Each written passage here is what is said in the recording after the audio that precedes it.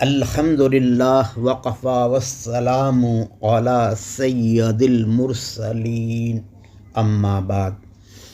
شرک کی تعریف اجماع امت کے نزدیک یہ ہے کہ اللہ کی ذات و صفات میں کسی کو شریک کرنا شرک ہے۔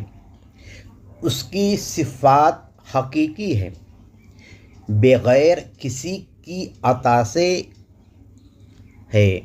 اگر کوئی کہتا ہے کہ غوث پاک رضی اللہ عنہ اللہ کی عطا سے دیتے ہیں، اس کا معنی ہوا کہ غوث پاک جو چاہتے ہیں بِإِذْنِ اللہ ہو جاتا ہے۔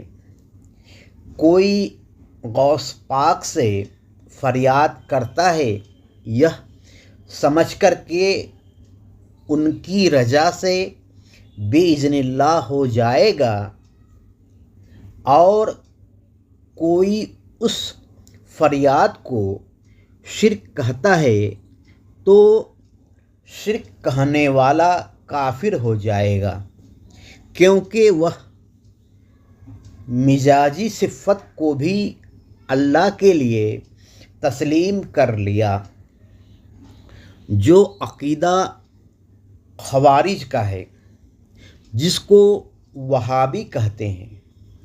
اس دور میں وہابی کے دو گروہ ہیں، ایک اہل حدیث اور دوسرا دیوبندی۔